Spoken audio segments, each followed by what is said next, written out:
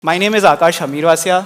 I'm from Bangalore, India, and I work as a front-end engineer at 11 Labs, where I'm building high-quality products for AI audio synthesis. I also love building products on the web. My latest side product is called Slanted. It's a tool to create stunning-looking Apple-like product videos, but from simple screen recordings. So if you're into those kind of things, definitely give it a look. I also have a Twitter and a GitHub profile because why not? And I also have a personal website where I like to brag about myself. So how many of you remember static sites? We have already discussed this a lot. For those who can't recall what they are, here's a quick overview. So you write your static site in a very modern framework, Tailwind, fancy styling library, state-of-the-art programming language like TypeScript, and you compile it down and upload it to a file server. So HTML, CSS, and JavaScript, which is uploaded to a simple file server.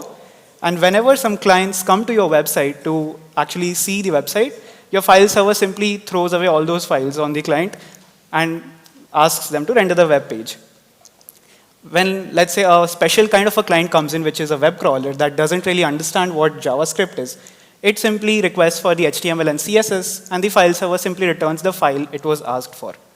So this file server is a very dumb server in a way. It just knows, if you're asking me this file, I'll return this file to you. It doesn't know how to generate these files on demand. But static sites still have dynamic data, right? You might be fetching some blog posts, or you might have some data that you don't have inside your code, but it's coming from some other third-party source. Take my personal website, for example. I have this component on my personal website, which shows all the lovely GitHub sponsors that I have. And I show this component throughout my website, in my projects page, and also in the blog post page to highlight all the sponsors that I have. Now, how do I fetch these sponsors from the GitHub API?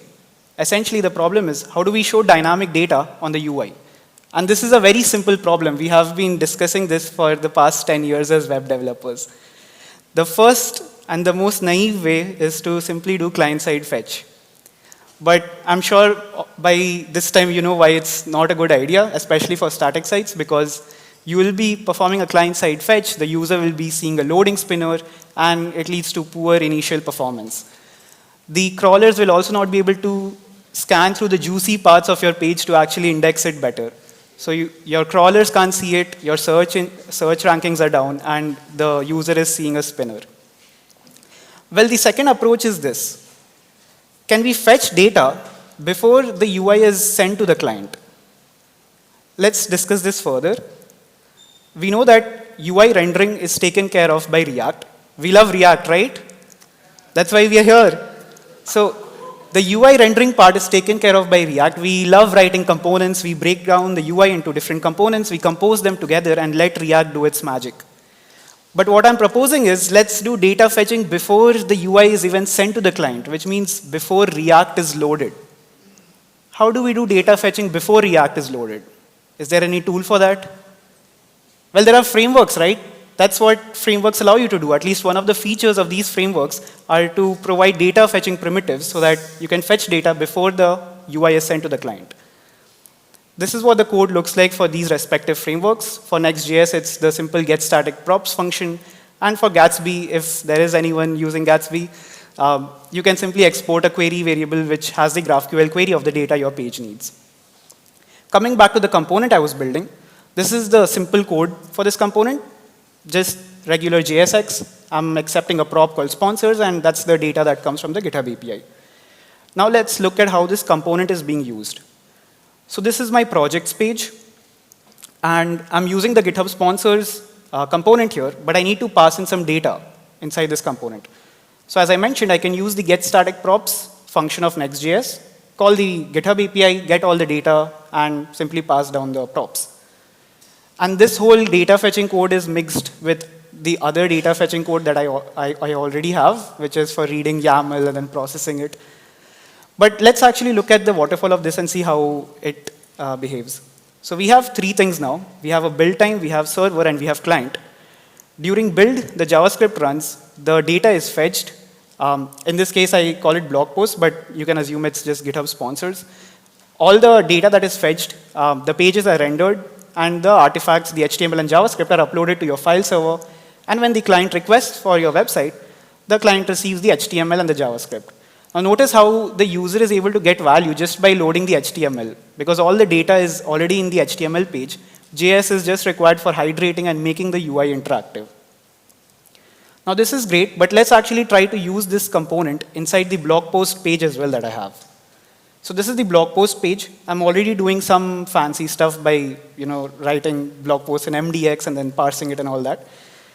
Let's bring in the component, so GitHub sponsors component, but that's not it. I need to remember that, okay, this needs the sponsors data, so I need to also copy this specific these two lines inside the getStaticProps method and ensure that the data that I'm passing to GitHub sponsors is also there in getStaticProps.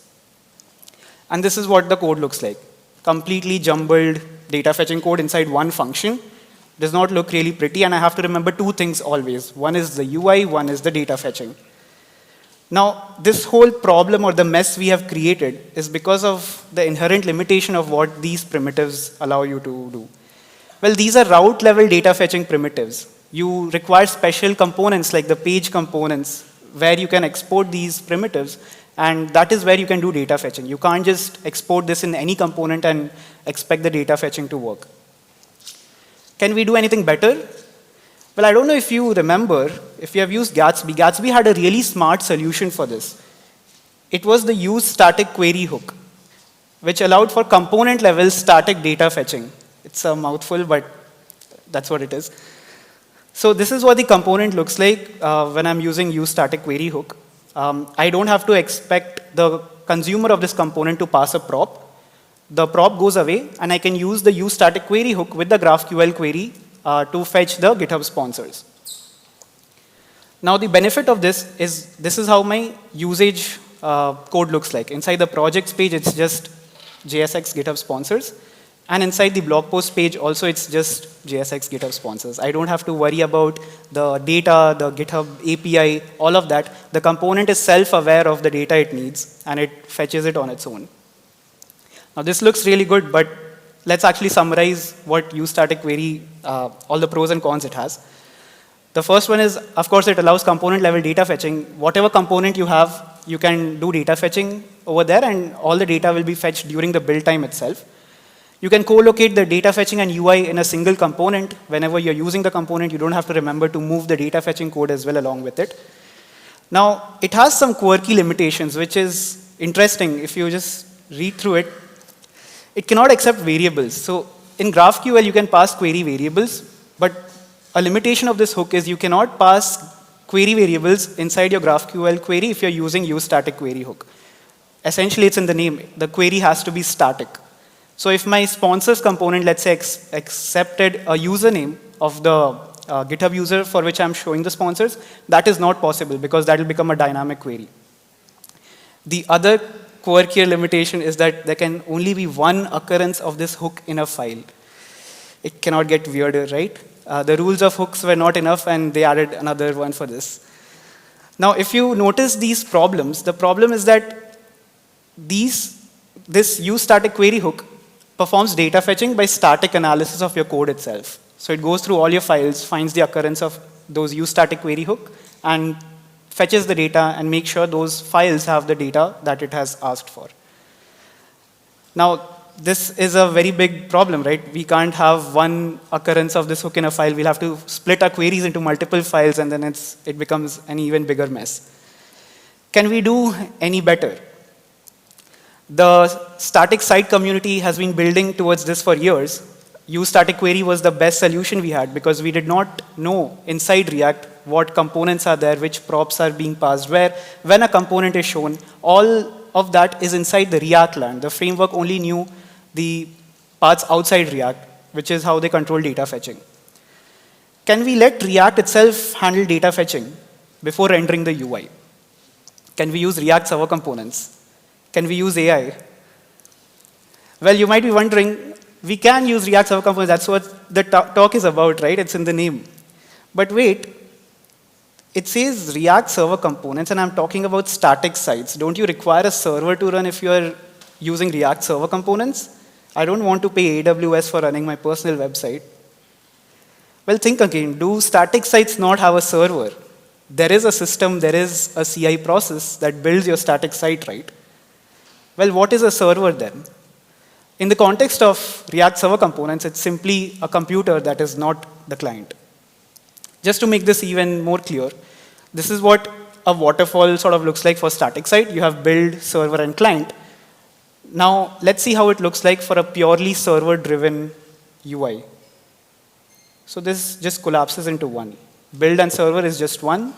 The client, whenever it sends a request to the server, instead of just sending the file it has, it also generates that file by running JavaScript data, performing the data fetching, and then returning the generated outputs. So essentially what I'm getting to is that static site is a frozen snapshot of a server-rendered site. If you can use React Server Components in a server-rendered site, you can also use it inside static sites as well.